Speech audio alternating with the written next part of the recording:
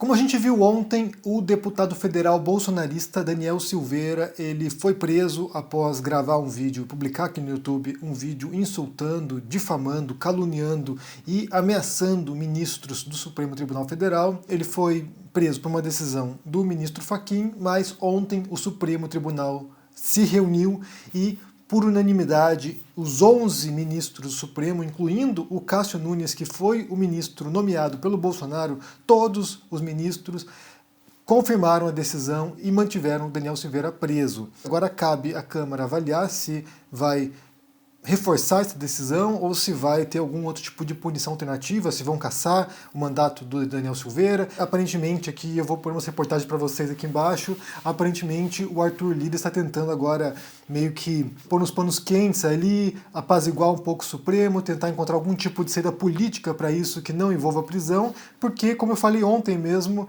na verdade, esses deputados não estão nem aí para o Daniel Silveira, né? O Daniel Silveira que apodrece na cadeia, eles estão preocupados com o próprio rabo, na verdade, né? Então, assim, são pessoas que sabem que um precedente como esse aí é perigoso para outros deputados que podem também acabar na cadeia por aquilo que eles dizem ou fazem. Então, essa decisão do Supremo meio que assustou ali muitos deputados. A oposição quer, de fato, a cassação do Daniel Silveira, e que ele continue preso, na verdade, porque aquilo que ele disse ali é potencialmente criminoso.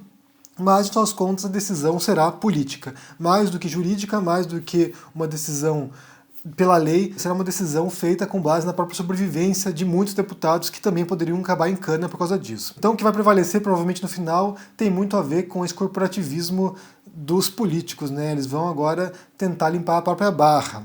E ontem mesmo a gente viu cenas do Daniel Silveira indo no ML fazer o corpo de delito e ele se achando, né, superior a policial, pedindo para ele pôr a máscara e ele se recusando a pôr e meio que desafiando, peitando a mulher ali, dando a entender que ele é policial também, ele é deputado, sabe? Então aquela coisa, aquela postura de alguém que, quando tem um pouquinho de poder na mão, se sente superior aos demais e acha que pode abusar desse poder. Na verdade, ele está agora pagando por isso, né? Alguém que se acha acima do bem e do mal, alguém que se acha acima da lei e que simplesmente pode fazer e dizer o que bem entender sem nenhum tipo de consequência.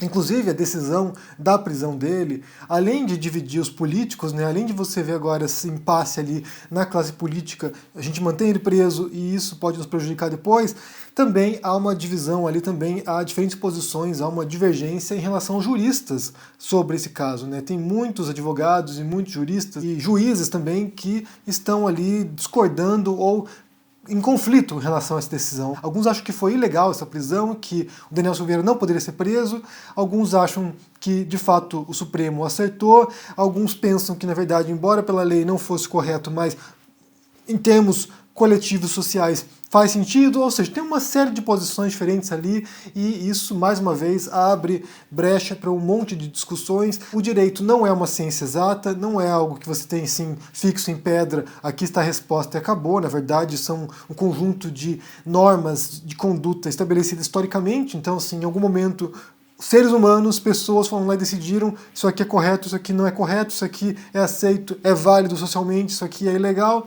Então, as leis mudam, as leis se transformam, as noções coletivas se transformam, as expectativas daquilo que deve ser a punição também se transformam. Antigamente você apedrejava alguém na praça pública, você decapitava alguém, cortava a mão fora, agora já não aceita esse tipo de punição. Então, no final das contas, são convenções contextuais, históricas, sociais e que aos poucos vão se transformando. Um debate que sempre vem à tona, principalmente agora, né, com as redes sociais, tem a ver com a liberdade de expressão. Você tem lá um deputado que teria uma prerrogativa de foro especial por fato de ser deputado, poderia falar qualquer asneira que quisesse, mas nesse sentido acabou extrapolando até os limites disso, aparentemente, né? E outros bolsonaristas que foram presos, que estão em prisão domiciliar agora, como a Sarah Winter, como o Oswaldo Eustáquio, que foi preso de fato, né, foi para carceragem, foi para prisão, se quebrou lá na prisão, agora está aparentemente paraplégico e está em casa. Você tem alguns que meio que saíram fugidos, como o caso do Alan dos Santos. Você tem todo tipo de situação agora dos bolsonaristas que estão pagando por aquilo que eles disseram e o modo como eles se comportaram. Então, eles estão compreendendo agora que até certos direitos, né, isso também é óbvio, até certos direitos também têm os seus limites.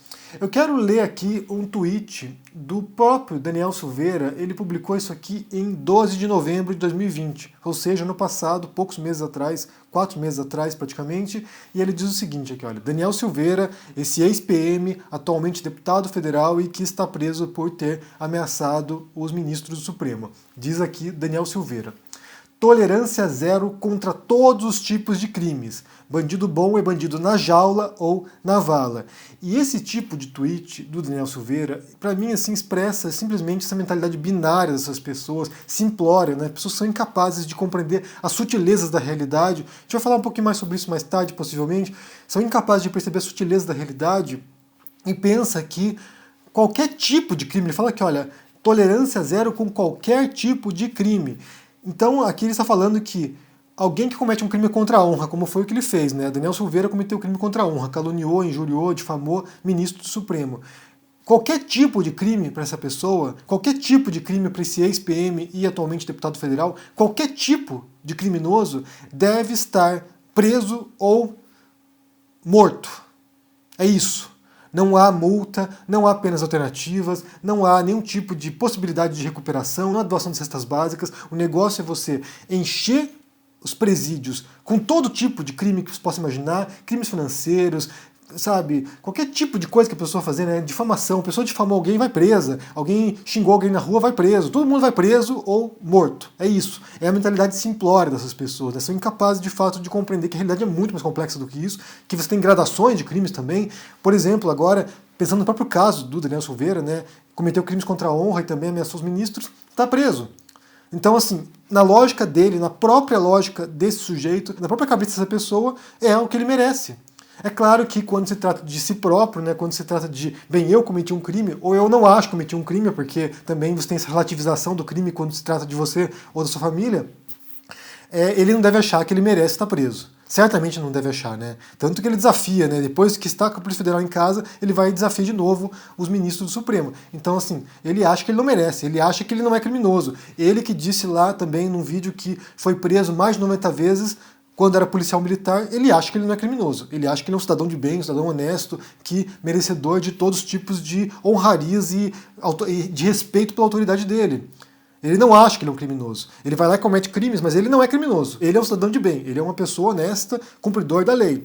Então, assim, o criminoso é sempre o outro, né? Quando ele fala, esse tipo de tweet dele, né, quando você vê pessoas falando isso, né, qualquer tipo de criminoso merece ser preso ou morto, é claro que a gente, implícito aqui, né, bem explícito na verdade, não é nem implícito, bem explícito aqui, você imagina que ele esteja falando de pobres, negros, periféricos, ou seja, pessoas que geralmente são vistas pela sociedade e por um segmento social e pela polícia e pela classe média como os criminosos. Ele não pensa aqui no Flávio Bolsonaro, filho do presidente, envolvido no escândalo de rachadinha. Ele não pensa nisso. Ele não pensa no Queiroz, Fabrício Queiroz, ex-policial militar também, envolvido na rachadinha. Ele certamente não pensa também que quem merecia estar preso na vala era o Adriano da Nóbrega, ex-BOP, né, ex-policial militar de tropa de elite da polícia do Rio de Janeiro, que era o líder de um esquadrão de assassinos das milícias cariocas. É claro que ele não pensa que essa pessoa também é criminosa, é um cidadão de bem. É claro que ele não pensa que colegas deles policiais que participam de esquadrões da morte, que participam de chacinas em favelas, ele não pensa que essas pessoas são criminosas. Essas aí estão limpando a sociedade, né? São justiceiros que estão salvando a sociedade dos criminosos. Ou seja, há uma relativização. Quando é com o outro, cana ou morte, quando é com os meus, não, mas esse é um cidadão de bem, é uma pessoa que está cumprindo a lei, ele está aqui, sabe, limpando a cidade. Então, essa relativização, ela é evidente, e a gente sempre vai ver isso, ainda mais com essas pessoas, né, que tem todos esses elementos, toda essa retórica que é extremamente hipócrita, no final das contas. E, além disso, o que eu vi muito ontem, né, claro, os bolsonaristas ficaram preocupadíssimos, porque, mais uma vez, você tem esse tipo de punição de um crime contra a honra, ou algum tipo de discurso que viola, certamente, a livre expressão, eles estão preocupadíssimos e eles começaram a falar assim, olha só vão presos, só são punidos os bolsonaristas, só vão presos os apoiadores do presidente. Os outros que falam isso não vão presos. Daí eles ressuscitaram um vídeo do Mamãe Falei, um outro deputado estadual, nesse caso, né, o Arthur Duval, também xingando, insultando e criticando duramente, na verdade bem mais que crítica, os ministros do Supremo. E eu vou ressuscitar aqui um vídeo do Nando Moura, um vídeo de 2018, no qual o Nando Moura também vem e pede o fechamento do Supremo Tribunal Federal. Pra mim, assim, e você fica com medo de falar, né? Você fica com medo. Vai falar de juiz pra você ver o processo que come em cima de vocês. O Isás tem a imunidade parlamentar, né? Parlamentar eleito e tal. Mas eu acho, cara, que isso teria que ser dissolvido. Tá? Não, mas se dissolver, vão falar, esse Bolsonaro é um ditador, isto é um ditador imundo, é um ditador imundo. Eu acho que a Suprema Corte Federal ela deveria ser dissolvida. Deveriam colocar ali juízes isentos, cara, porque é muito cansativo. O que acontece nesse caso do Daniel Silveira é que não é que ele foi o primeiro a fazer isso, na verdade, isso aqui é uma escalada, isso aqui é um capítulo, né, de uma série de ataques contra as instituições. Então você tem essas figuras que certamente deveriam ter sido punidas também em seu devido momento, né? Nando Moura, Mamãe Falei, outras pessoas que também proporam fechamento do Supremo ou prisão de ministros do Supremo. Você tem, por exemplo, um vídeo antigo do Eduardo Bolsonaro falando em Nova AI-5, falando de prisão de ministros. O pessoal até brinca lá, cara. Se quiser fechar o STF, sabe o que você faz? Você não manda nem um jipe, cara. Manda um soldado e um cabo. Não é querer desmerecer o soldado e o cabo, não. O que é o STF, cara? Tipo, tira o poder da caneta de um ministro do STF. O que ele é na rua? Você acha que a população... Se você prender um ministro do STF, você acha que vai ter uma manifestação popular a favor dos ministros do STF? Milhões na rua? E as pessoas jamais foram punidas. Então isso vai levando uma escalada. Esses são capítulos que vão se somando e vão dando essa liberdade para que se faça isso. Basta pensar que em 2019, por exemplo, bolsonaristas se reuniram para exigir, entre várias outras coisas, mas também algumas das pautas, fechamento do Supremo. Você tinha lá manifestantes queimando bonecos com as figuras dos ministros do Supremo Tribunal Federal. Então essas coisas foram acontecendo. E como não havia nenhuma medida de contenção desse tipo de comportamento, que é um comportamento prejudicial para as instituições, que atiça a população, que atiça a violência, como não houve isso anteriormente, agora chega nesse ponto que você tem um deputado federal preso por causa disso. Porque isso foi sendo legitimado com o passar do tempo. Que é o mesmo caso do Bolsonaro. As falas do Bolsonaro, a gente tem 30 anos de falas problemáticas do Bolsonaro aqui, que foram sendo legitimadas com o passar dos anos. Você tem um deputado federal, Bolsonaro, que quando vai votar para o impeachment da Dilma, presta uma homenagem à memória de um torturador da ditadura militar no Brasil. Então isso aqui é a rachadura nessa represa que, com o passar do tempo, simplesmente ruiu. E é evidente que esses outros também deveriam ter sido punidos de algum modo ou de outro.